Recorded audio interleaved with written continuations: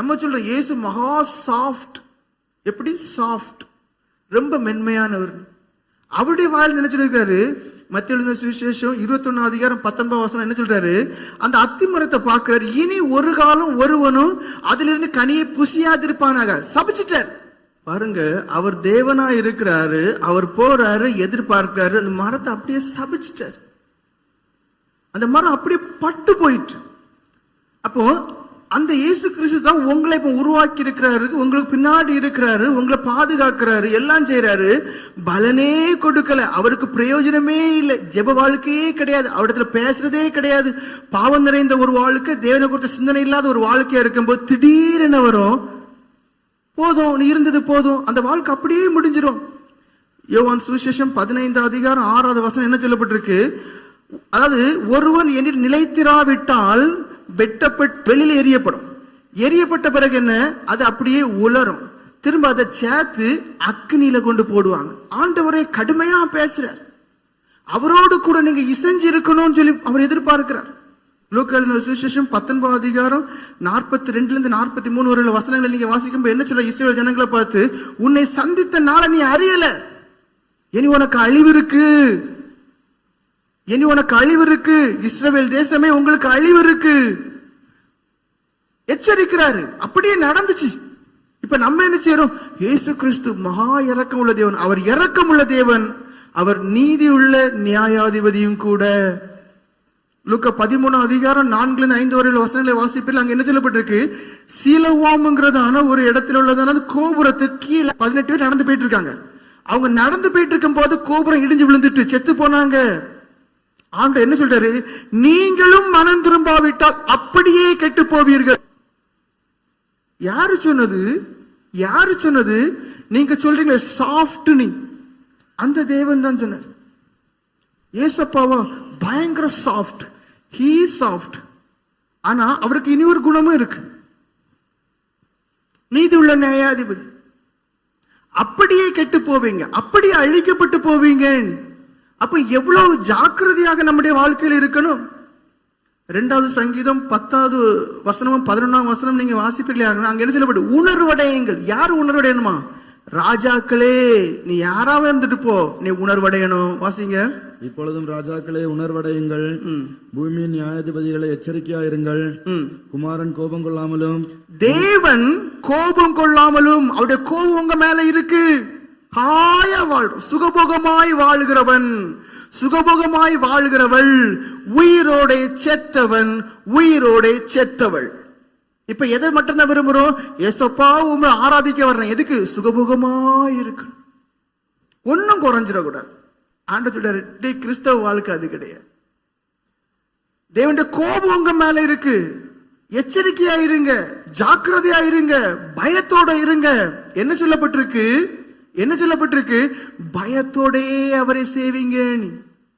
அப்ப பயத்தோடே அவரை சேவிக்க வேண்டுமே. ஆனால் பயம் நிறைந்த ஒரு வாழ்க்கை, பக்தி நிறைந்த ஒரு வாழ்க்கை, பரிசுத்தம் நிறைந்த ஒரு வாழ்க்கை, அவரை பிரியப்படுத்தி வாழக்கூடிய ஒரு வாழ்க்கை, தேவசித்தம் மாத்திரம் செய்யக்கூடியதான நற்கனி கொடுக்கக்கூடியதான ஒரு வாழ்க்கை உங்களுக்குள்ள இருக்க வேண்டும். எதிர்பார்க்கக்கூடியது தேவனே, ஆண்டவராக இயேசு கிறிஸ்துவே. யார் ஆண்டவர் வேரோட வெட்டி போடுவாரு?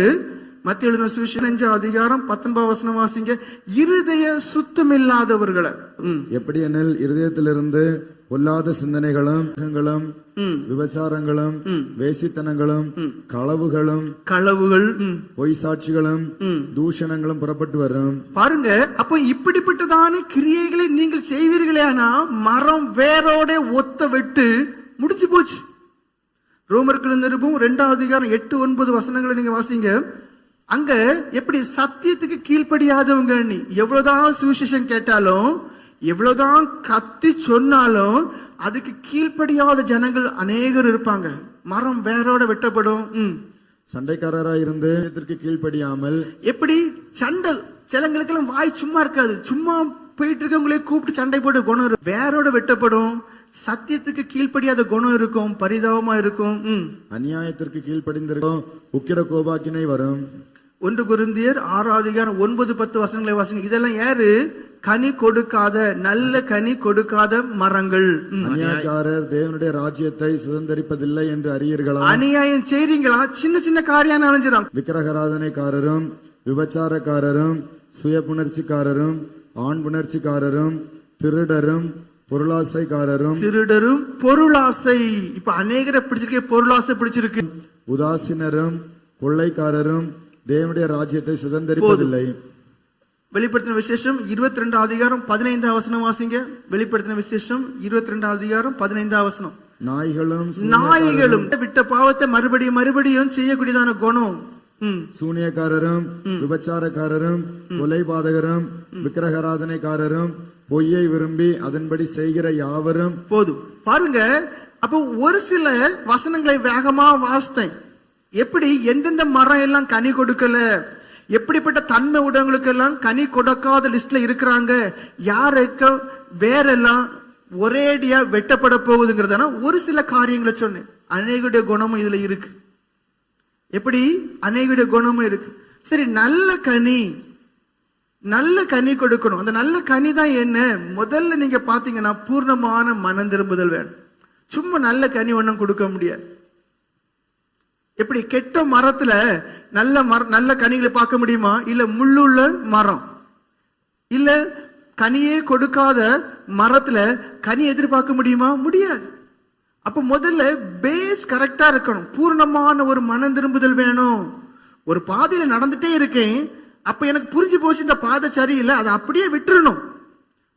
பரிசுத்தமான பாதை இது, புதிதான தேவன் சொன்னதான அந்த சத்திய மார்க்கம் உள்ள பாதை என்ன, அதை அப்படியே விட்டுட்டு இந்த பாதையை பிடிச்சிருக்கணும். இதுதான் என்ன? பூரணமான மனம் திரும்புதல்.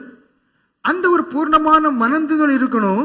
2 கொரிந்தியர் 7 அதிகாரம் 10 வசனமும் 11 வசனத்தை நீங்க வாசிப்பீங்கன்னா அங்க என்ன சொல்லப்பட்டது? தேவனுக்கு ஏற்ற ஒரு துக்கம் ஒரு மனம் திரும்புதலை உருவாக்குது.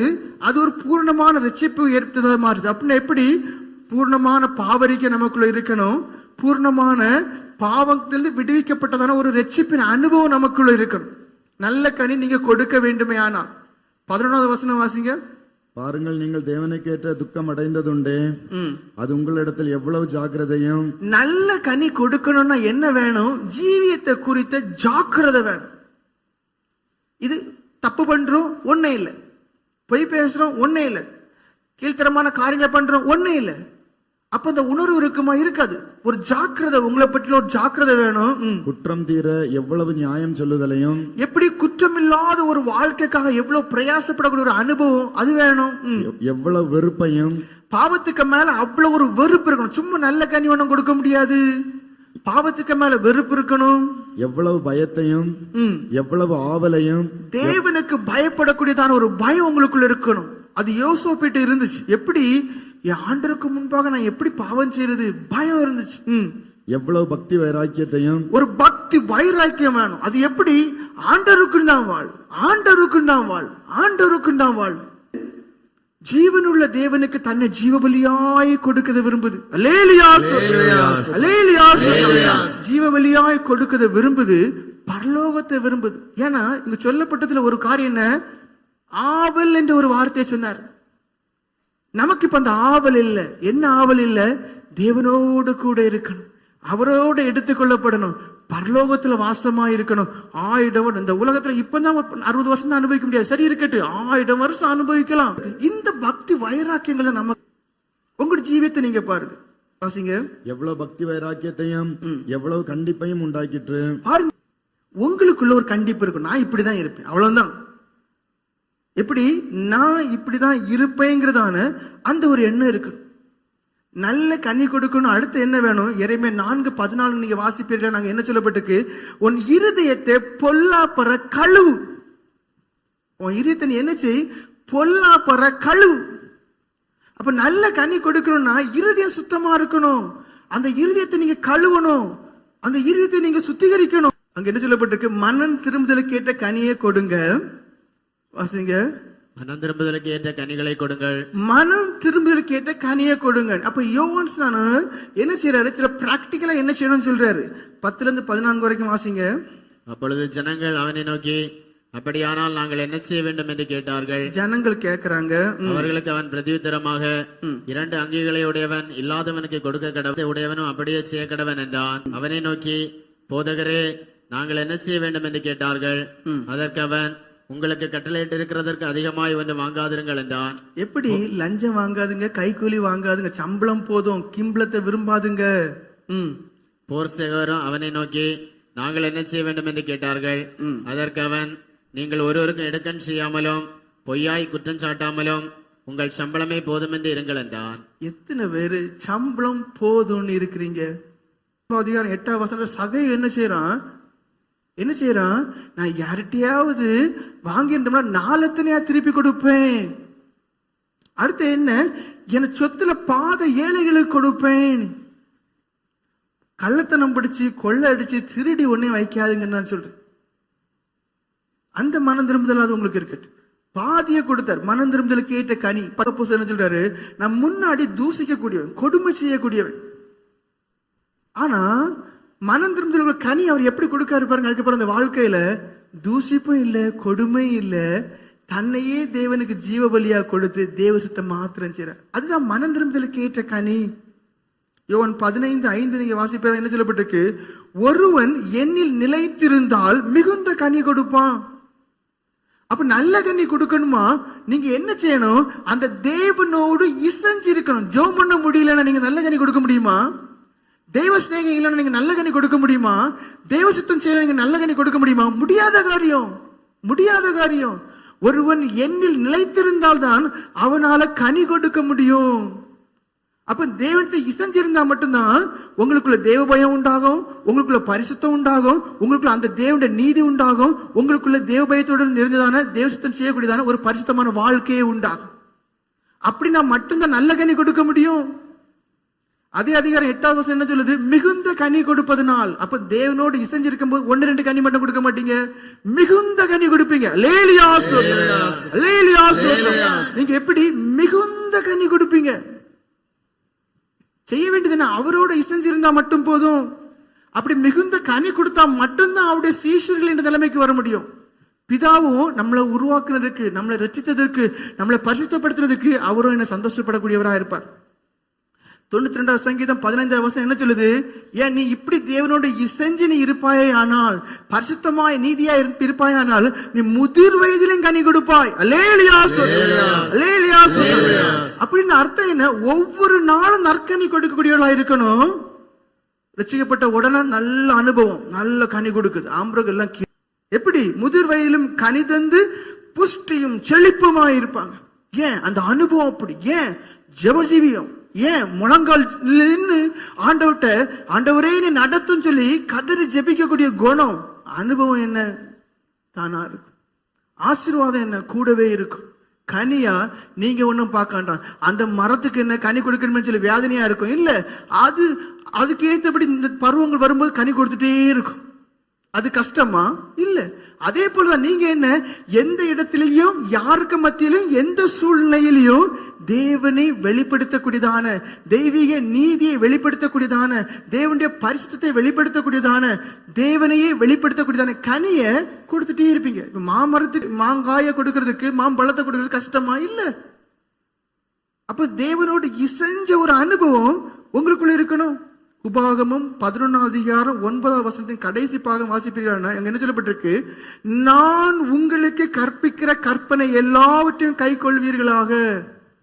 எல்லாருக்கும் என்ன ஆசை? கனி கொடுக்கணும், பரலோகம் போகணும். ஆனா எதுக்கு விருப்பம் கிடையாது?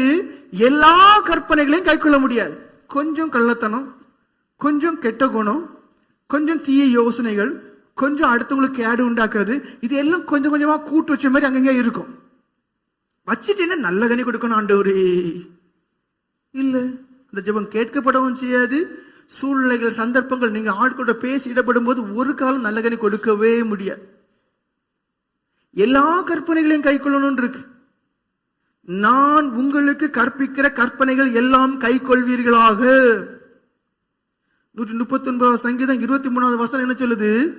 சிந்தனையில, இருதயத்துல பரிசுத்தம். அந்த சிந்தனை இருதயத்துல என்ன இல்ல? பிறிதொரு மனுஷனுக்கு விரோதமான தீய எண்ணங்கள் இருக்காது. சொல்றாரு, ஆண்டவரே என் சிந்தனை ஆராய்ந்து பாரும், என் இருதயத்தை ஆராய்ந்து பாரும். அப்போ இருதயம் பரிசுத்தமான ஒரு அனுபவம், சிந்தனை பரிசுத்தமான ஒரு அனுபவம் யாருக்குள்ள இருக்கோ அந்த மனுஷன் நல் கனிகளை கொடுப்பதற்கு கவலைப்பட வேண்டிய தேவையே இல்லை. அந்த மனுஷன் கவலைப்பட வேண்டிய தேவையே இல்லை.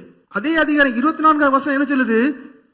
தேவனே, நான் உமக்கும் எப்படி மனுஷர்களுக்கும் வேதனை உண்டாக்குற வழி அவனிடத்தில் இருக்கவே செய்யாது. நம்ம என்ன தெரியுமா செய்யறோம்? மனைவியா இருந்த புருஷனுக்கும் பிள்ளைக்கும், புருஷனா இருந்த மனைவிக்கும் பிள்ளைக்கும், சுத்தி இருக்கிறவங்களுக்கும் எல்லாருக்குமே வேதனையை கொடுக்கக்கூடிய குணமுடையவங்களா இருக்கு. வேதனையை கொடுக்கக்கூடியவங்களா இருக்கு. ஆனா இந்த மனுஷர்கள் எப்படிப்பட்டவங்களா இருப்பாங்க? யாருக்குமே வேதனை கொடுக்காதவர்களாக இருப்பாங்க. அவங்க வழி அவ்வளவு சுத்தமா இருக்கு. அவங்களுடைய வழி அவ்வளவு பரிசுத்தமா இருக்கும். நம்ம வாழ்க்கை எப்படி இருக்கு? அடுத்தவங்களுக்கு வேதனை கொடுக்கக்கூடியவங்களா. அப்ப நீங்க நற்கனி கொடுக்க முடியுமா? யோசித்து பாருங்க. 1வது சங்கீதம் 1-2 வசனங்களை வாசிக்கும் போது அங்க என்ன சொல்லப்பட்டிருக்கு? வாசிங்க. துன்மார்க்கருடைய ஆலோசனையில் நடவாமலும். எப்படி துன்மார்க்கனுடைய ஆலோசனை நடக்க கூடாது, நல்ல கனி கொடுக்கணும். எபிரேயர்கள் நிருபம் 13வது அதிகாரம் 16வது வசனம் என்ன சொல்லுது? நன்மை செய்யுங்க, தான தர்மங்கள். நன்மை செய்கிறதிலும் தான தர்மங்கள் பண்றதையும் தேவன் பிரியமா இருக்கிறார். இது பலிங்கிறார். இது என்ன சொல்றாரு? பலி. எப்படி காளையை வெட்டுறது பலியோ, ஸ்தோத்திரம் என்றது பலியோ, நன்மை செய்கிறது பலி. மீகா தீர்க்கதரிசியின் புஸ்தகம் 6வது அதிகாரம் 8வது வசனம் நீங்க வாசிப்பீங்க. என்ன சொல்லப்பட்டிருக்கு? எது தேவன் விரும்புறாரா? நியாயம் செய்யறத விரும்புறாரா? இரக்கம் காண்பிக்கிறத விரும்புறாரா? அவருக்கு முன்பாக மன தாழ்மையாய் நடப்பதை அல்லவா நான் உன்னிடத்தில் எதிர்பார்க்கிறேன்னு சொல்லி ஆண்டவர் சொல்றார். அப்ப நல்ல கனி நீங்க எப்பதான் கொடுக்க முடியும்? உங்களுக்குள்ள நீதி நியாயம் நிறைந்த ஒரு வாழ்க்கை இருக்கணும். உங்களோட இரக்கத்தை காண்பீங்க. தேவனுக்கு முன்பாக மன தாழ்மையா இருக்கணும். நியாய குணமும் கிடையாது, நீதியும் கிடையாது, நேர்மையும் கிடையாது, இறக்க குணமும் கிடையாது. மனத்தாழ்மைங்கிறது நமக்கு என்ன? தூரமான ஒரு காரியம். அப்ப நல்ல கனி யாரு கொடுக்க முடியுங்கிற காரியத்தை சொன்னேன். கடைசியா ஒரு சில காரியம் மட்டும். விளையாட்டு அரங்கத்துல ஒரு நாள் ஒரு போட்டி இருக்குன்னு ஒரு அறிவிப்பு. அப்ப அதுக்குள்ள டிக்கெட் எல்லாம் கொடுத்துட்டு இருக்காங்க பார்வையாளருக்கு. ஒரு நபர் என்ன செய்யறாரு? இனி ஒரு நபர்கிட்ட இருந்து ஒரு டிக்கெட் வாங்கிட்டார்.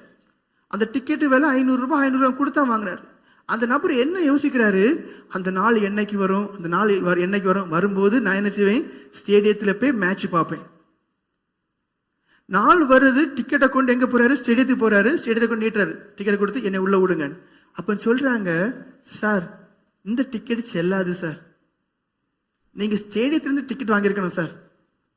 அவருக்கு ஷாக் ஆகுது. ஏன்னா அந்த மனுஷனுக்கு அந்த மேட்ச் எப்படியாவது பார்க்கணும், அந்த விளையாட்டு எப்படியாவது பார்க்கணும்.